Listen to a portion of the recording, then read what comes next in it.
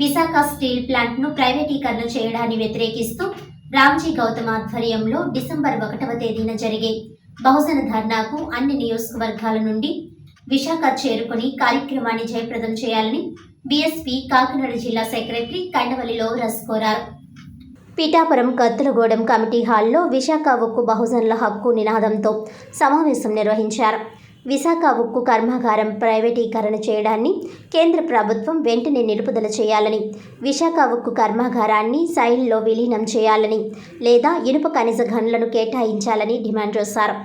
విశాఖ ఉక్కు కర్మాగారం పూర్తి సామర్థ్యంతో పనిచేసే విధంగా అన్ని వనరులను సమకూర్చాలని, పదవి విరమణ చేసిన వారి స్థానంలో కొత్త ఉద్యోగులను నియమించి నిర్వాసితులకు శాశ్వత ఉద్యోగ అవకాశాలు కల్పించాలని కోరారు. స్టీల్ ప్లాంట్ ఉద్యోగులపై కేంద్ర ప్రభుత్వం యాజమాన్యం యొక్క వేధింపులు నిలుపుదల చేయాలని, తమ డిమాండ్స్ విషయంలో న్యాయం జరగకపోతే బీఎస్పీ అధినేత్రి మాయావతి నేరుగా విశాఖ స్టీల్ ప్లాంట్కి తీసుకువచ్చి ఉద్యమిస్తామని హెచ్చరించారు. ఈ కార్యక్రమంలో కత్తులగూడెం గ్రామ ప్రెసిడెంట్ ఉండవెల్లి అప్పారావు, చెక్క బాలరాజు, శివకోటి అప్పారావు, మూకుడుపల్లి లోవరాసు, సలహది పచ్చిమల్ల అప్పారావు తదితరులు పాల్గొన్నారు. నా పేరు కండవెల్లి లోవరాజు. నేను బహుజన్ సమాజ్ పార్టీ పిఠాపురం నియోజకవర్గ ఇన్ఛార్జి మరియు కాకినాడ జిల్లా జనరల్ సెక్రటరీ. ఈరోజు మీడియా మిత్రుల ద్వారాగా తెలియజేసింది ఏంటంటే, ఈ రాష్ట్రంలో వైజాగ్ స్టీల్ ప్లాంట్ని గత ప్రభుత్వం ప్రైవేటీకరణ చేస్తానన్నది. ప్రైవేటీకరణ చేయన కుదరదని చెప్పేసి ఆ రోజు చంద్రబాబు నాయుడు గారు, పవన్ కళ్యాణ్ గారు కూడా దాని మీద చాలా తీవ్రంగా ఉద్యమం చేశారు. అలాగే బహుజనులు కూడా చాలామంది చేశారు. అలాగే స్టీల్ ప్లాంట్, అలాగే మన కార్మికులు కూడా చాలా తీవ్రంగా దాని మీద ఉద్యమం చేశారు. అప్పుడు ఈ ప్రైవేటీకరణ చేయకుండా ఆపిన ఘనత బహుజనులు, కార్మికులు. ఆ రోజు ఏదైతే ప్రతిపక్ష పార్టీ ఉన్నదో అది కూడా ఆపడం జరిగింది.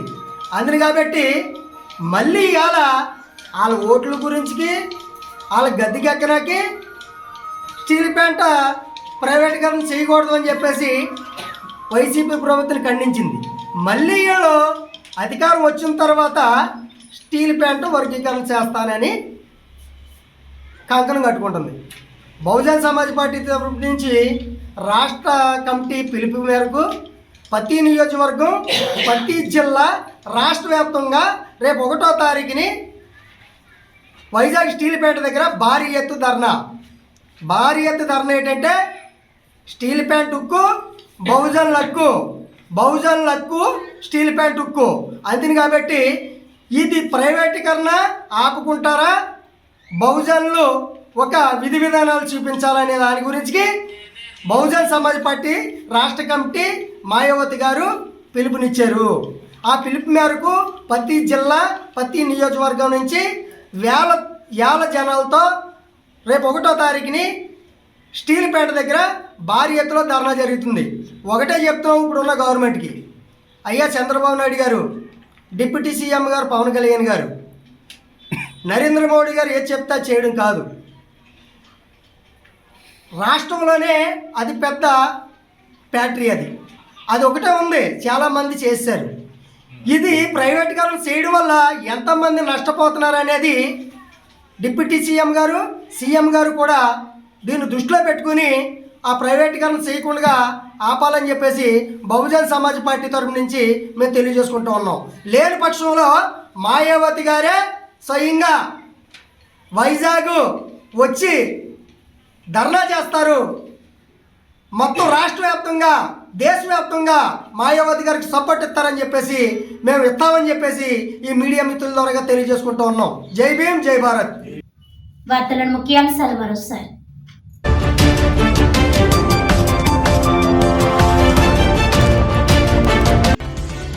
కాకినాడ పోర్టులో రేషన్ బియ్యం అక్రమ ఎగుమతులపై డిప్యూటీ సీఎం పవన్ కళ్యాణ్ ఆకస్మిక తనిఖీలు. జిల్లా అధికారులు, కాకినాడ పోర్టు మరియు పోలీసు అధికారుల తీరుపై తీవ్ర అసహనం.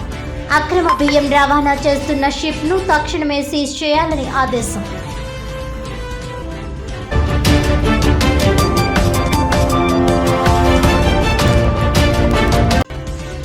విశాఖ స్టీల్ ప్లాంట్ ప్రైవేటీకరణ వ్యతిరేకిస్తూ డిసెంబర్ 1న జరిగే బహుజన ధర్నాను జయప్రదం చేయాలి. తమ డిమాండ్లు నెరవేర్చుకుంటే బీఎస్పీ అధినేత్రి మాయావతితో ఉద్యమాన్ని మరింత ఉధృతం చేస్తామని హెచ్చరించిన బీఎస్పీ నాయకులు.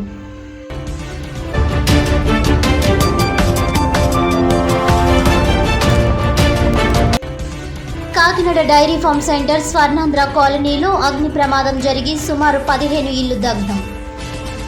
బాధితులను ప్రభుత్వం అన్ని విధాలా ఆదుకుంటుందన్న కాకినాడ అర్బన్ తహసీల్దార్ జితేంద్ర.